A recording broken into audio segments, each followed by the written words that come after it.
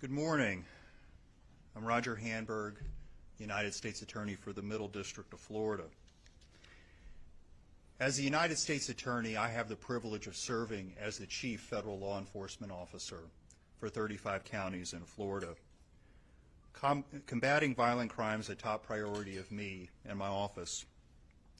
During my time as United States Attorney, I've committed an unprecedented number of resources to prosecuting violent criminals.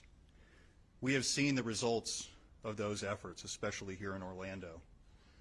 Over the past 3 fiscal years, my office has increased our number of violent crime and firearms cases brought in federal court by more than 75%. During that time frame, federal prosecutors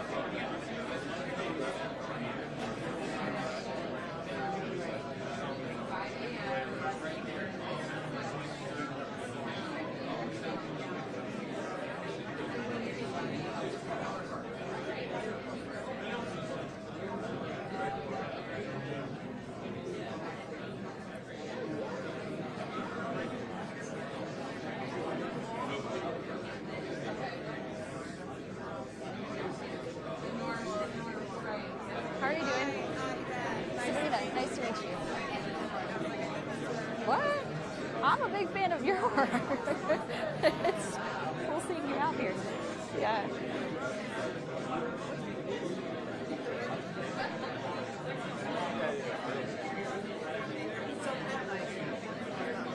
Oh, wow.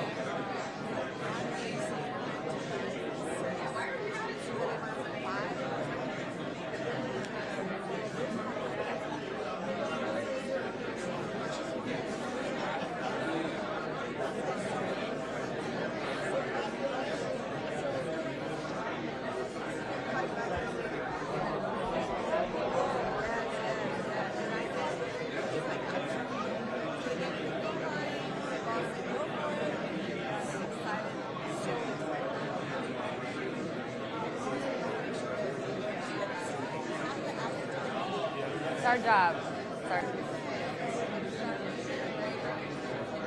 It's a long day.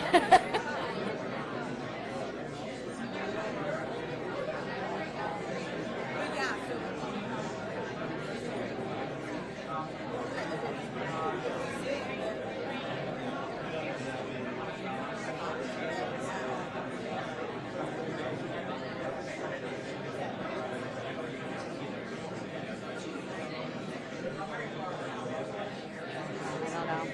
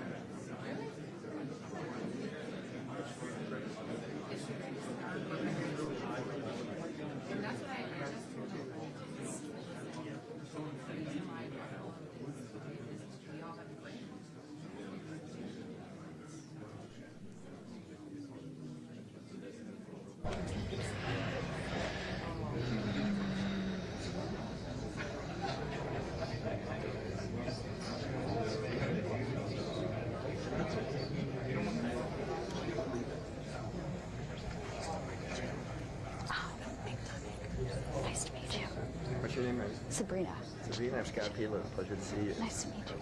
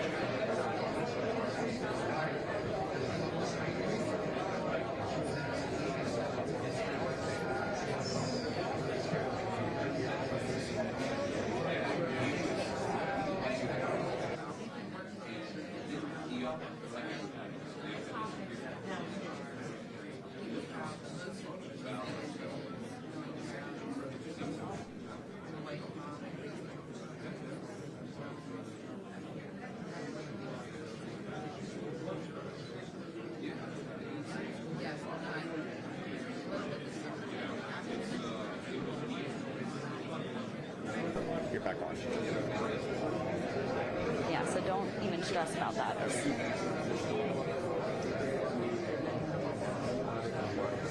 He's streaming it to Facebook, so we can pull from there. And your mic is hot now. And be careful with your thing. I don't want you to, yeah. I don't want that to stay by the most inopportune moment.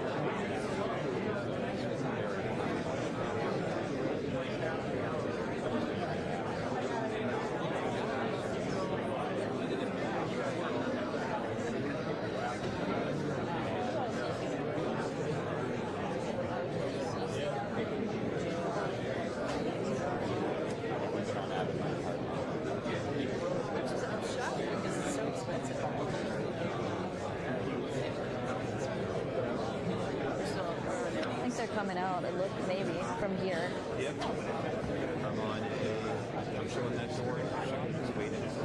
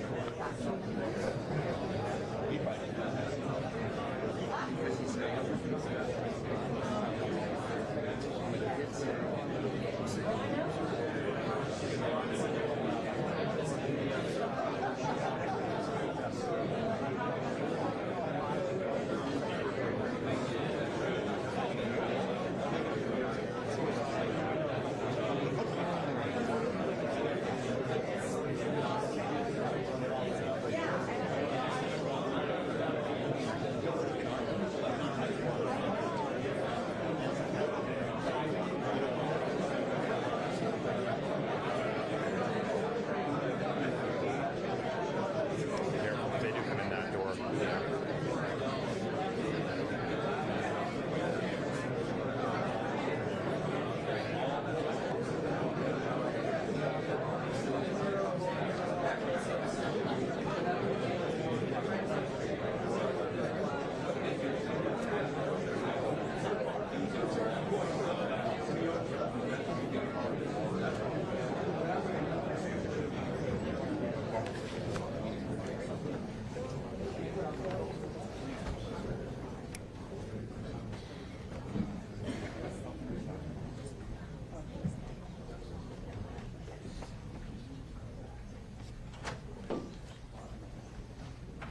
Good morning.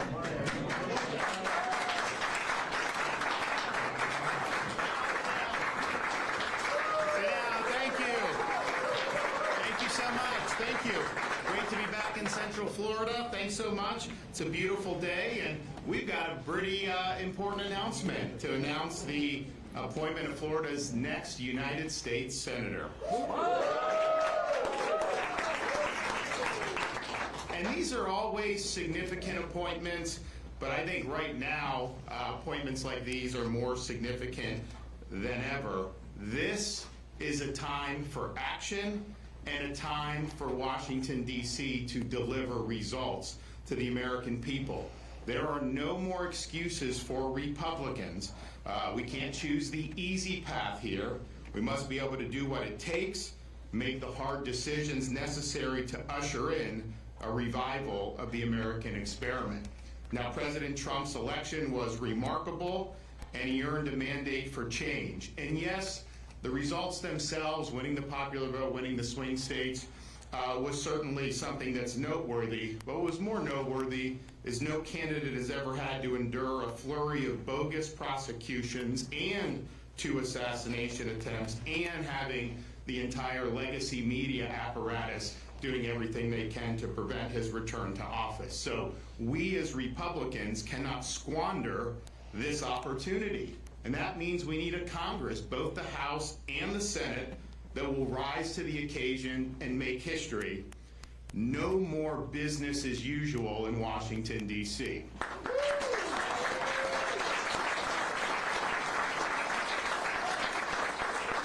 Now, of all the issues that the American people rendered a verdict on, there's perhaps no issue that's been more significant over these past 4 years than immigration and the open southern border. The American people do not want to have our borders opened. We are a sovereign nation, and we must control who comes into our country on the terms that we as Americans set. That means we not only need to support President Trump's agenda to secure and shut the border, but we also need to make sure that we're enforcing the laws inside the United States. We've called a special session of the Florida legislature because Florida is going to be working with the Trump administration to make sure our immigration laws are enforced. I don't want to see some illegal alien gang just be able to operate and then you only do anything once they've already committed serious crimes. Identify them and get them out of the country. We must make illegal immigration illegal once again.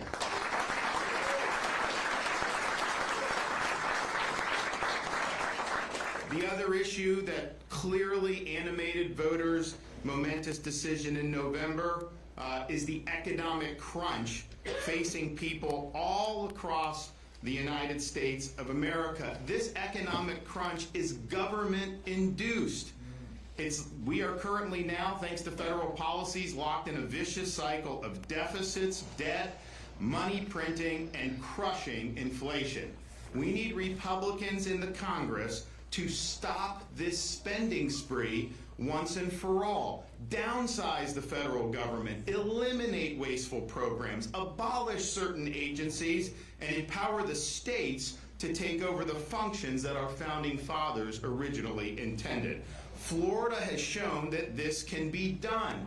We have cut taxes every year since I've been governor. I have had the opportunity to veto billions and billions of dollars in wasteful spending, and we have paid down 36% of the state's historical debt. From the 1840s to the present, we've paid down 36% just since 2019, and it's not an accident that because of those policies, since I took office in 2019, Florida leads the nation in economic growth amongst all 50 states.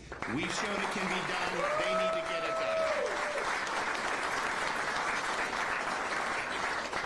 We also have a mandate as Republicans to restore our constitutional order. Our founding fathers never intended there to be a fourth branch of government, this sprawling administrative permanent bureaucracy. We cannot tolerate a massive concentration of power that is unaccountable to the American people. We must reconstitutionalize this federal government. We also understand the role that the courts, particularly Supreme Court justices, play in enforcing the Constitution, and particularly the constitutional limits on federal power. We need a senator that understands the important role that Senate plays in confirming Supreme Court appointments as well as lower courts. And the model for justices need to be justices like Clarence Thomas and Samuel Alito.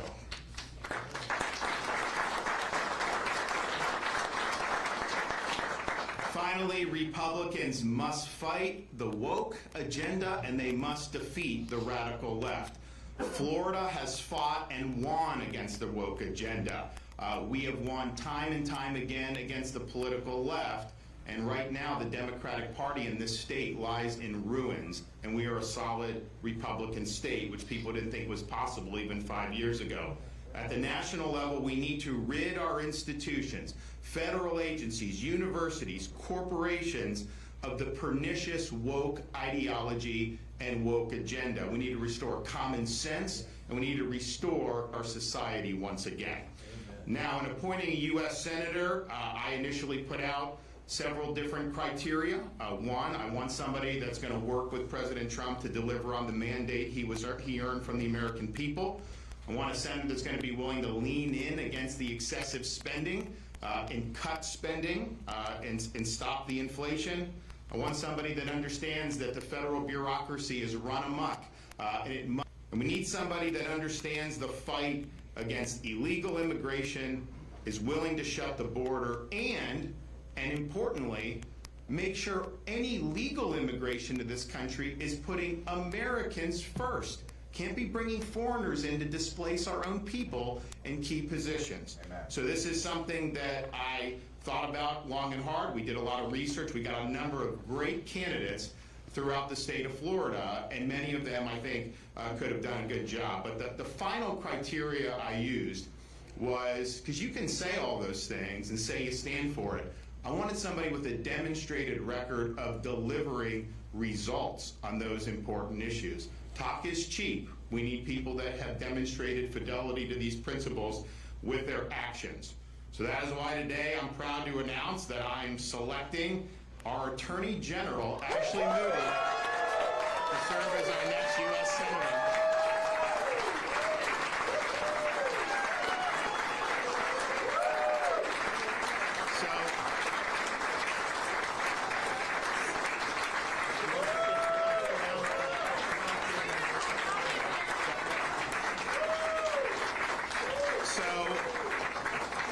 Many of you know her. She's obviously been on the ballot twice statewide and won big victories. She's honorably served our people as her time as Attorney General over these last 6 years. She's a fifth-generation native of Plant City, Florida, in the Tampa Bay area, and even what was named queen of the famous Strawberry Festival back in her youth. She's a triple Gator graduate of the University of Florida.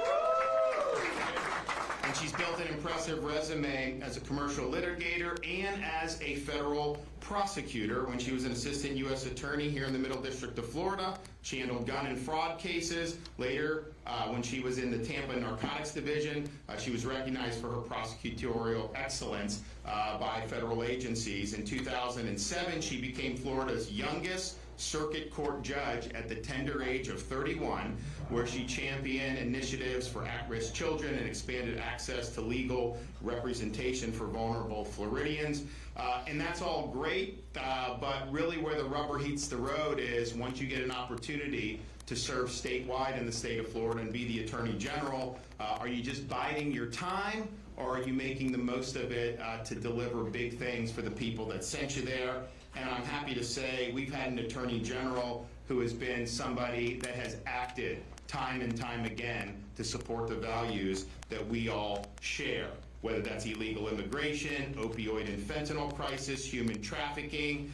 She has stood strong time and time again. Recently, in this past year, filing lawsuits and joining lawsuits to take on the weaponization of law enforcement that targeted then candidate Donald Trump. She took on Jack Smith for his politically motivated persecution of the former president, fought back against the rogue Attorney General of New York for her politicizing justice, led the Florida investigation into the second Trump assassination attempt in Palm Beach, even as the federal government continues to try to block her efforts.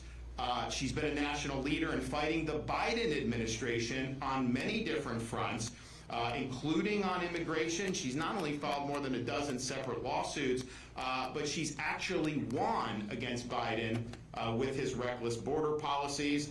She's demanded appropriately the impeachment of Alexander Mayorkas and the designation of Mexican drug cartels as foreign terrorist organizations. In her role as AG, she has stood strong for law and order. She believes in putting criminals in jail, not releasing them back onto the street where they will offend again. She does not support soft on crime leftist prosecutors. In fact, we have removed prosecutors here in the state of Florida, and she has stood with us every step of the way, and we have won those lawsuits as a result of her efforts. She's also rejected DEI, ESG, gender ideology, and supported our efforts to ensure Florida's education is free from impositions of the radical left.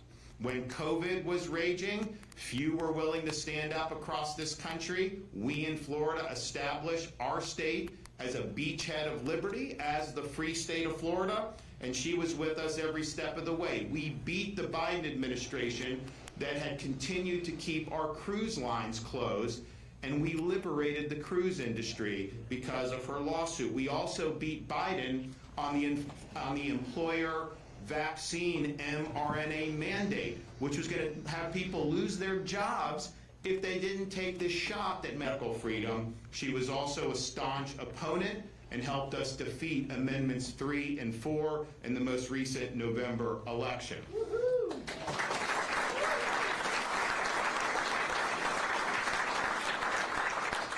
She sued in the Supreme Court against Harvard's race-based affirmative action discrimination admission process. She sued Biden administration to prevent brutal transgender surgeries on these minor kids. And she challenged the federal accreditor system to free university from politicized leftist accreditors. She's also fought to strengthen the security integrity of our elections here in the state of Florida, which we treat very significant. She has led prosecutions of voter fraud cases against illegal aliens who voted here in the state of Florida. She's also supported other states as they attempt to secure their election systems, including in Virginia, where she urged the Supreme Court to uphold their removal of illegal aliens from the voter rolls. When it was revealed that FEMA aid workers under President Biden discriminated against Trump supporters who were impacted by last year's hurricanes here in Florida, she filed a federal civil rights lawsuit against those who were responsible, and Florida still remains the first and only state to hold these people accountable for their political discrimination. She's an outspoken proponent of the State of Israel and has battled against anti-Semitism in the business world, academia, and even taken on the United Nations, which she has pledged as a senator to defund once and for all.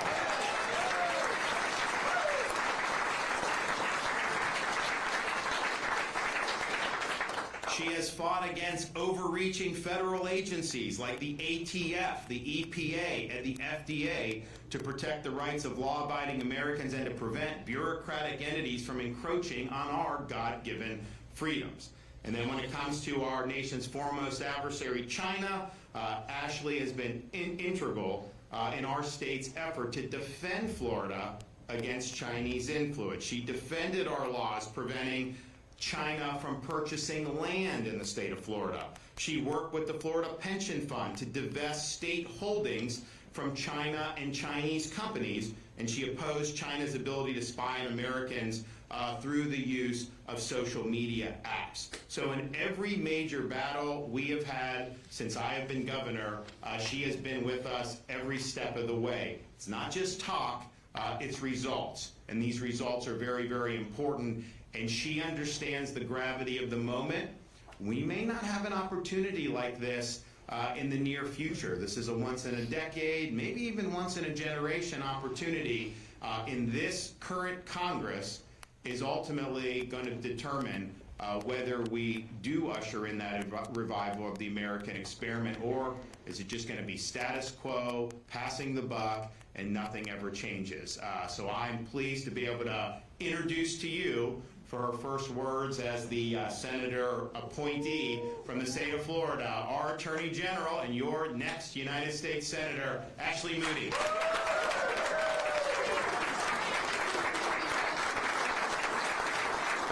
Hello, thank you so much for joining us.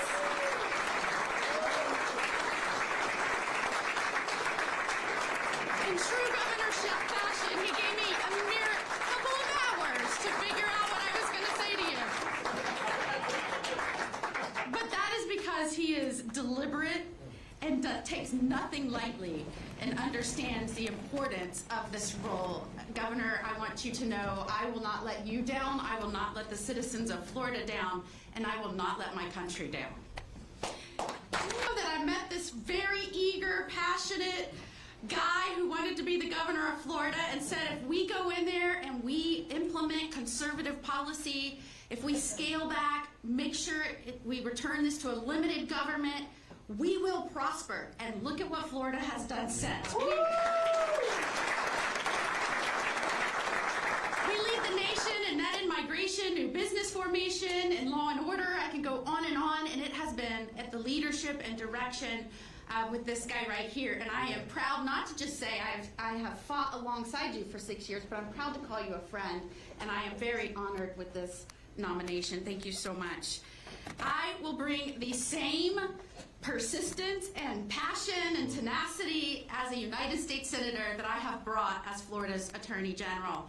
If you have worked with me and fought with me over the last 6 years, you know I don't think of this as a job. I think of it as a calling.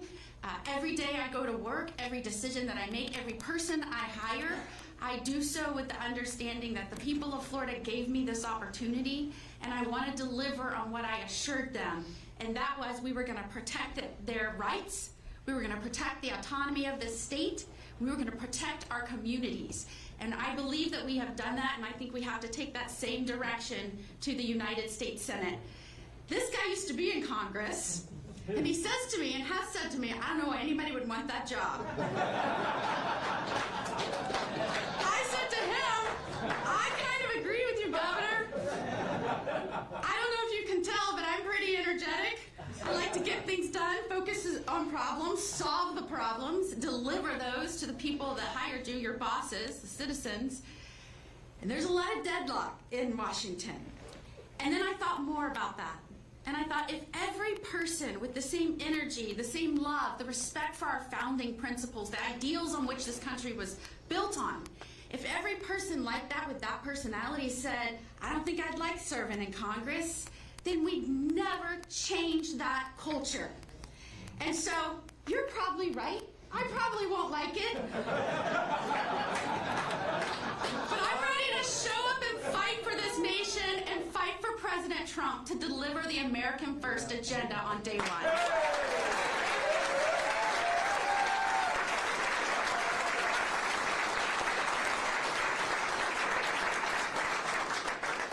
Angered me the most as Attorney General, as I've had to fight the Biden administration over the last 4 years, when we have seen policy after rule, after financial decisions, spending out of these agencies, as the agencies have gotten bigger, as they have taken more power, as they have tried to tell the states what to do more and more and more, all that does is take the will of the people, the want of the people through their elected representatives in Congress, and turns this into a country we don't even recognize anymore. And whether it's agencies making these decisions when lawmakers should, unelected bureaucrats, or whether it's international organizations making decisions that our lawmakers should, we cannot stand for that. The only way to return this country to the people who govern it, is to make sure we have a strong Congress doing its job, passing laws, and actually approving the regulations that these unelected bureaucrats are trying to cram down on the American people. And I pledge to you, as a United States Senator, supporting the REINS Act, supporting any effort to rein back in our out-of-control federal agencies, make sure politics is pushed out of it, make sure we bring down spending. I am all for that, and I've got the backs of the American people, DOJ, and President Trump on that.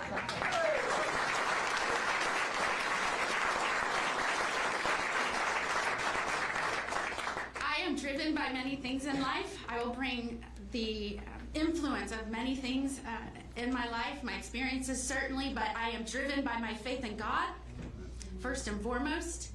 I am driven by the fact that I am a mother and I still have a kid in school. And whether it was protecting children from social media, from the dangers of fentanyl, the poison that's being pushed into our nation as the result of a wide open border, whether it's protecting our soldiers, the oldest boy in our family is a soldier. So whether it is supporting them while they are abroad or after they come home, I have their backs. And last but not least, God has blessed me with an amazing husband who's with me, Justin.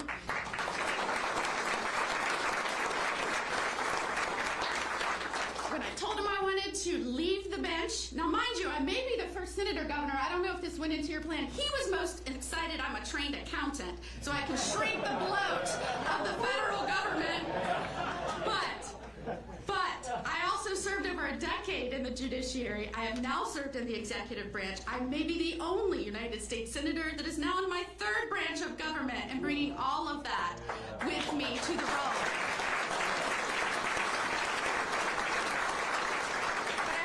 An amazing husband who has watched and been there with me while I railed on what was happening to this country as millions poured illegally into our country, watching the devastation and crime and overdose rates in our country. He has stood by me, never doubted when I said I wanted to resign from being a judge and travel around the state and be unemployed and get people to hire me to be their lawyer.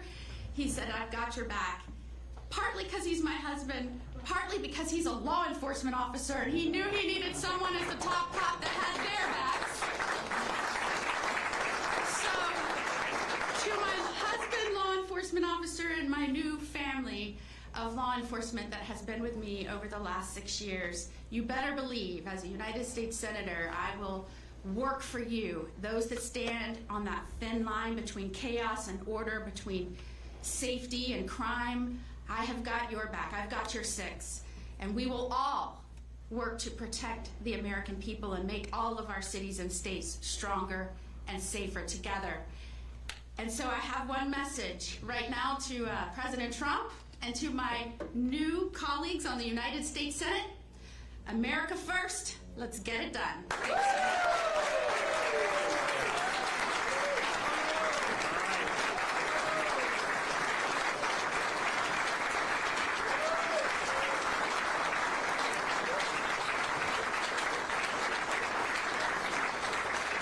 And so she will be taking office most likely on the afternoon of January 20th. We anticipate Senator Rubio to get confirmed very quickly after the inauguration of the 47th president, President Trump. I want to thank Senator Rubio for his service in the United States Senate. I think he will serve the country ably as Secretary of State, and we need it because the last 4 years has been a total disaster under the Biden-Harris administration. That's true at the border, it's true on economy, but it's certainly true on foreign policy and national security. So I'll have you take some questions. What do we got? Governor, what is the state doing about the My Access portal? For the last year, we've spoken to some Floridians who have had issues getting their Medicaid and SNAP I'll answer approved. questions on this first, and then if you want to does anyone have any questions on the Senate stuff or anything? Yes. Yes, I would like to know from you and from Senator Moody what the federal Congress and the state legislature ought to be doing right now, specifically in terms of policies that should be passed in both bodies to enable Trump's agenda on immigration. Well, I think, as you know, we have called a special session, as I'm authorized to do as governor, for January 27th, so a week after President Trump's inauguration this Monday. And the focus of that is enacting policies so that the state of Florida, every city, every county, and the state are working with the federal government to enforce federal immigration laws. As I mentioned in my comments, you have these gangs that are in the country, and basically Biden, unless they commit a serious crime, just lets them run wild. Once we identify them, we're going to pass legislation that says if you enter Florida as an illegal, that is an offense we can hold you accountable for, and we'll immediately turn them over to the feds, and then the feds will send them back to their home country. We are also going to we've removed a lot of incentives, enticements for people to come to Florida illegally, but one of the ones that's still there from 2014 is giving in-state tuition to illegals. That is wrong. We got to put Floridians first, make sure they're getting the tuition discounts, and so when you do that, we will have no enticements in Florida. You're not allowed to give an illegal alien an ID card, a driver's license, a county ID card, a private ID. We don't allow that because we understand how that can be used for fake employment, for voting, all these things. So we've taken a very strong stand on that, but we are going to require state and locals to come. Now, I think President Trump's going to have a bunch of executive orders that are going to overturn Biden's executive orders on the border and immigration, so that's going to be very, very welcome. But I do think the Congress, and I know the Attorney General as a senator will support this, they need to overhaul the way we do immigration, period. No more asylum fraud, people coming and just claiming asylum when they're just coming across the border. It's been a massive fraud on the American people for many, many years. We also need to make sure that we do have a border wall built to prevent people from coming in areas where there aren't points of entry, which is important. And then the legal immigration system. You know, there's some people that say, as long as it's legal, it doesn't matter. I disagree with that. When you have programs that bring foreigner workers in that will work for less than Americans and the Americans get fired, that's wrong. That should not happen in the United States of America. We need to focus on assimilating people instead of having millions of a culture of assimilation. And we have not done a good job of that over the last very many decades. So I think Congress has some work to do. I think the president can do a lot on his own. We will be in Florida when we enact these policies, working hand in hand, and that'll be a force multiplier. And people will say, well, why do it now? Why not wait till May? And I just understand July 1st, because that's typically when these bills take effect. But why now? Well, one, we have a sense of urgency. We recognize this moment is very significant. I have heard Republicans moan about the border and the immigration for years. Okay, fine. Well, now you have an opportunity to do it. So let's get up there and see, regardless of what else is going on. But then practically, President's going to come in. He doesn't have a lot of resources at his disposal with what Biden's leaving him. He's going to need to go to Congress, get funding for the border wall, get funding for more detention beds, get funding for more ICE and other things. And that's just going to take time. Even if Congress moves very quickly, that's going to take months to be able to get that done. And then when the money actually gets put in, it's going to be very difficult. So Florida, if we're there a week after President takes office, and we're saying we're in this fight, we're saying local governments have responsibility to work with federal to enforce immigration law. We're providing funding so that they're able to continue to do their normal tasks. Because sometimes people say, oh, well, law enforcement, they don't want to focus on immigration. They just want to focus on this. They have limited resources. Okay, fine, we'll give you more resources. But just understand, if you successfully enforce immigration laws, you will have less crime. It just go look. I mean, I was talking to Grady Judd, like Polk County. You know, you'll have these people on a weekend, a lineup, and a lot of them are legally in this country to begin with. So it will save taxpayers money, ultimately, to make illegal immigration illegal again. And that's what we have to do. And I know, and here's the thing, I care about your record. Ashley Moody, as Attorney General, never had any blemish on immigration. It was always strong. She's never been a squish on any of these issues.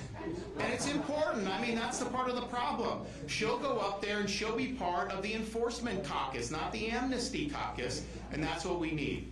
Governor, do you anticipate that the state or local municipalities will have to set up new facilities to house these immigrants if they are? So the question on facilities, so I don't think the locals will. I think we in the state will probably be willing to help with that regard. We're going to coordinate with the people, either both in the White House and who's overseeing immigration, to see what would make sense. So it's possible the state does it. I don't anticipate you're going to see the locals necessarily doing that. It may be temporary and then immediate transfer to the feds or to the state, but I don't foresee necessarily the locals necessarily doing it. Now, some of them may want to do it, and we'll have funding. They can. But I think the main thing is forcing the law, working with ICE to remove swiftly people who are here illegally. And I can tell you, we have, I mean, the hurricanes. You know, we have Hurricane Helene, massive storm surge across the Tampa Bay, coastal Tampa Bay, Pinellas County, some of these others. And after that, no, we said, you loot, we shoot. We're not going to sit there and let you do this. But some people would still do it. So they arrest. Pinellas County arrests 45 people for looting after Hurricane Helene. 41 of them were illegally in this country. And I'm just thinking to myself, you know, what the heck is going on here? So those days are over. We are going to work together, and we're going to be able to get this job done. And if we don't do it now, it's just never going to get done. I mean, let's just be honest. This is our opportunity to make it happen. Yep. With Spectrum News, Orlando and Tampa, are you at liberty to say when you actually told now Senator Moody that she was getting the job? Was it an hour yesterday evening? So we were doing a press conference in Polk County yesterday about the immigration plans. And I said, are you flying back to Tallahassee? I said, oh, I got a cow that I'm driving up. When are you going to get in town? She's like, well, sometime in the late afternoon. I was like, all right, well, give me a call. Come on over. And I was like, hopefully you can clear your calendar tomorrow morning because it's go time. So we're going to do it. And, you know, part of it was, we had a lot of great candidates. I had mentioned publicly, even though I think highly of people like Corey Mills, and I love Kat Kamak. She is unbelievable. All right. But you know, the issue is we have currently, well, in 4 days, we'll have 217 Republicans that could have resignation. And so I just didn't want to be a part of potentially turning that over for there. And so even though I was impressed, I just couldn't do it, and I didn't want to jeopardize the president's agenda by doing that. And I know neither of them necessarily were happy with that, but that's just the reality. And then we had some other great people that we talk with. I mean, you know, our Secretary of State, Cord Byrd, is very, very strong on election integrity. When he was in the legislature, you know, he opposed immigration policies, incursions on Second Amendment, when Republicans were pushing it. And that's the type of courage, that I want to see when we're talking about dealing with some of those folks. We had Senator Collins from Tampa. The guy has given limbs for this country, and he's a warrior, and he's only been in the state Senate for 2 years, and he's already amassed huge achievements.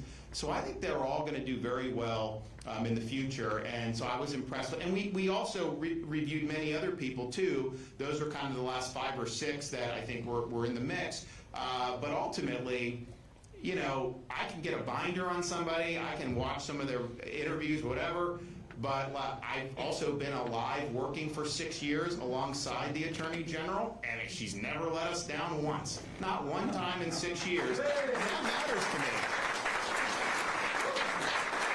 And so she was always someone that, was near the top of the list. And so, but I also just understand, these things, you just gotta let it set, make sure you're comfortable, and then pull the trigger. Yeah. Oh, just a quick follow-up. So who are the likely Moody replacements? And totally separate, but associated to what you said. Will you bring back any Florida Highway Patrol troopers from Texas to Florida to deal with this immigration? So on the Attorney General, my Chief of Staff, James Uthmeyer, is kind of like Ashley. He's proven himself in these fights. And I think she's got big shoes to fill, but I think he'll do a good job doing that. So you can anticipate that. I'm not going to make the appointment before it's available, but I think that's something that will happen. Now, so yes, we're gonna use the resources to best benefit Floridians. The reason why we've helped Texas is because Biden wouldn't help Texas, and so the states have to band together. Just like Texas will send people to help us when we have hurricane response. We sent there, and I'll tell you, we did it on and off for Biden's whole term, and I'm like, do these guys like doing it? Like, ultimately, when you're in government, when you're in service, if you get orders, you do it, right? You don't necessarily, but people appreciated the mission. They felt they were making a difference in very difficult circumstances, and so I'm glad that our folks really worked hard and made a big impact. But at the same time, we now are going to have much different policies on the southern border, and I don't anticipate Florida needing to play a supporting role there, because I think the federal government's going to be leading and Texas can support, and I think the results are going to be so much better. I think it's going to be really, really significant. We have assets here in Florida. Our Highway Patrol will be in. See, I can order the state people to do it. Highway Patrol, you pull someone over, illegal, just call ICE and let's just do it, right? So they can do that. FDLE can do it. Fish and Wildlife, these folks come in on boats. How crazy is this? We have boats that help the Coast Guard stop boats from Haiti and Bahamas and Cuba and everything. If you stop the boat before it reaches land, then the Coast Guard immediately, you give them to the Coast Guard, they send them back to Haiti or Bahamas or wherever, like clockwork. But if they touch land, then somehow Biden lets them stay and they won't send them back. How dumb is that policy that we can do? So what I want is the federal government empower us. If somebody shows up in the Florida Keys, we say, okay, here you go, you're coming in and you're going back. And if you do that, if they know that even if they make land, it doesn't matter, then you're going to see, we've already seen the numbers plummet because we've supplemented the Coast Guard. The Coast Guard does a good job. They don't have enough resources. And it's not a priority for Biden. But if you do that, you will be able to really, really dry up. Because no one's going to want to take these boat voyages across dangerous waters knowing that even if they make land, they're still going back. So we've got to do that. I think it's really, really significant. So we're going to use a lot of resources here. I think the border is going to be in much better shape on January 20th. Governor, coming back to... On a separate issue, in Orange County, the state attorney, have you made any decision on anything that you might do about the state attorney Moody? And then separately, in Lee County, for our folks there's been some calls from the GOP leader there to remove the sheriff in Lee County. Any comment on either of them? If you read Florida's Constitution, the governor has the constitutional authority to suspend elected officials at the county level for based on a number of criteria: misfeasance, malfeasance, incompetence, neglect of duty, drunkenness. There may be another one or two, but those are the main ones. And when a public official triggers those one, or they only need to trigger one of it, I won't hesitate to act. Monique Worrell did that in her first term as state attorney. I had people asking me to remove her for a long time, and I said, look, I don't like what she's doing, but you got to give me the goods. And so they finally gave the goods. And I think one of the problems with how that went down,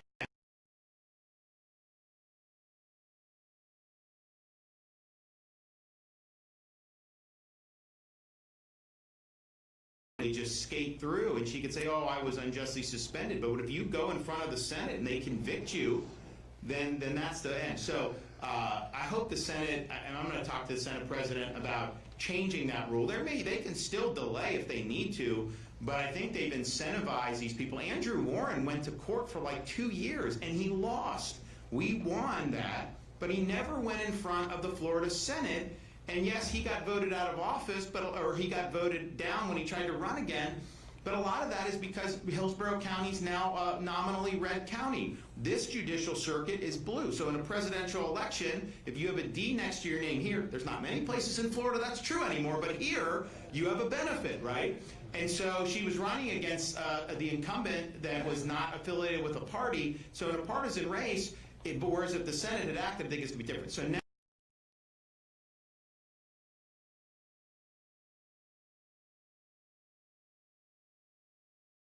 obligations to suspend you, I will do it. I will follow through with that. And so so it's not just about here, it's anywhere in the state of Florida. Folks should just be on notice. This is a valid power. It was not necessarily as robustly, I think, until I became, because remember, when I became governor, first week in office, we got rid of the sheriff of Broward who bungled the Parkland operation. People said, well, you know, that was almost a year after Parkland. There was no accountability, so we brought that. We then got rid of the Palm Beach supervisor of elections who botched the 2018 election and previous elections as well. We got rid of the Okaloosa County superintendent who failed this really tragic case where she was sweeping things under the rug, or not living up to the law. So we did that. And then we've done since with the leftist prosecutors. We've had other officials that we've had to do. So it's important because if you think about it, where's the check and balance against a local official? The people that framed this Constitution in Florida placed it with the governor to suspend, and then the Florida Senate to sit in judgment and ultimately decide whether to convict. I just think we want to do this quickly and get the job done. One more. Coming back to the My Access portal. I want to focus on the topics here. I just wanted to ask if the state is doing anything to address the issues with that system. I know that you say you're happy being the governor of Florida, but could you be happier if you were at a national level type role if Pete Hegseth doesn't go through? What I've said is, how can you be the most impactful? Is there another governor in the country that's been more impactful over the last 6 years? You guys?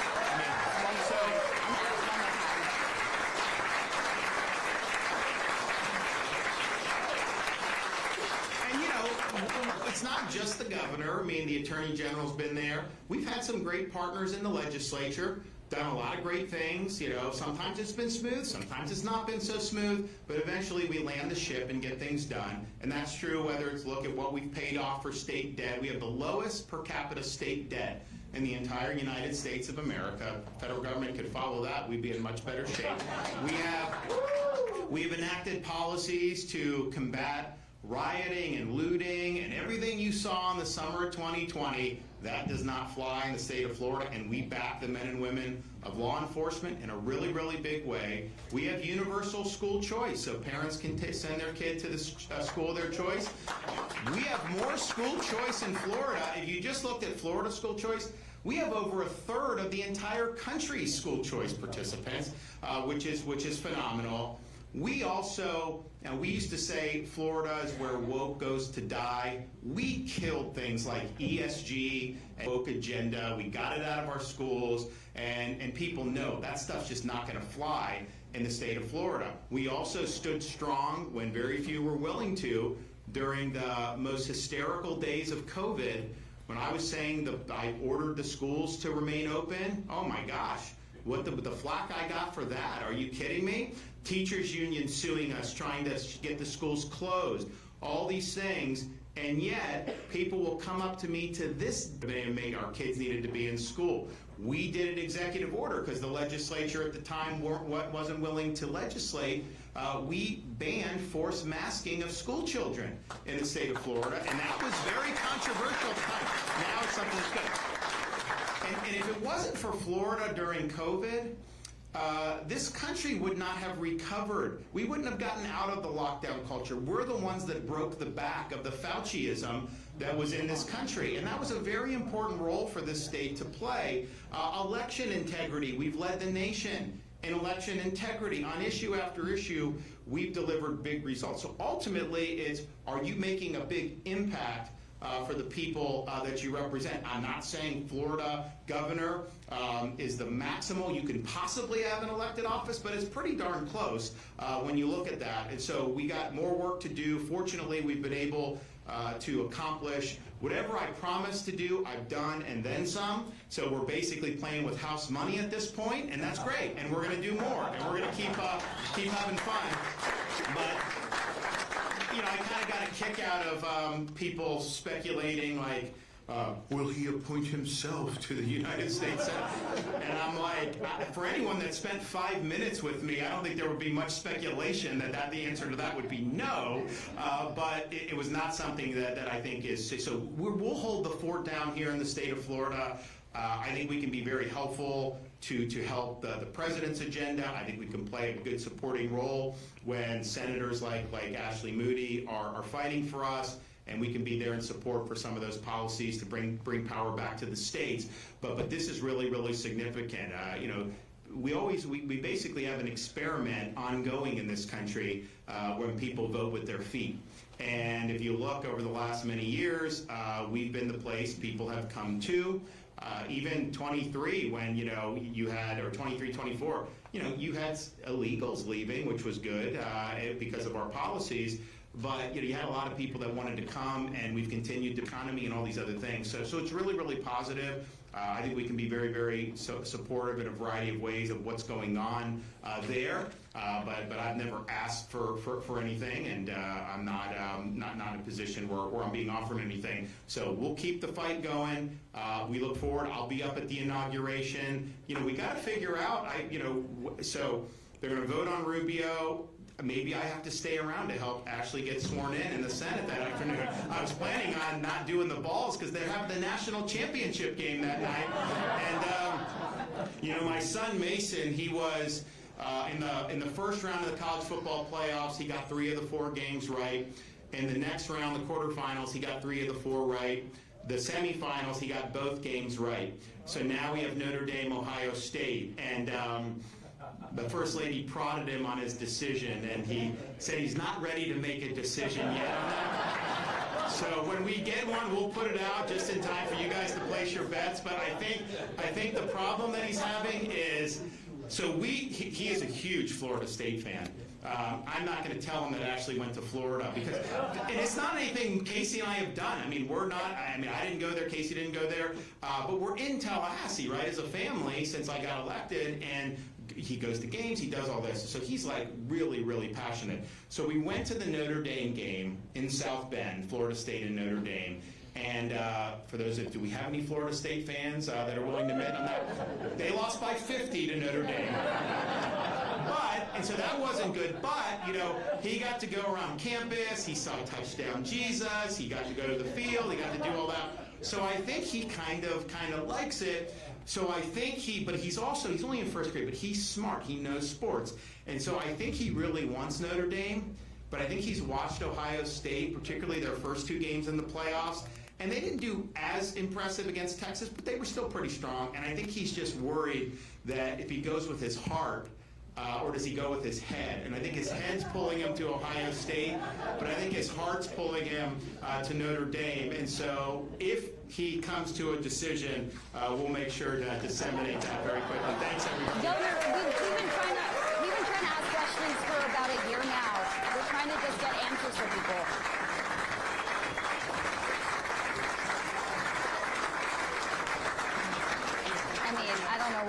you.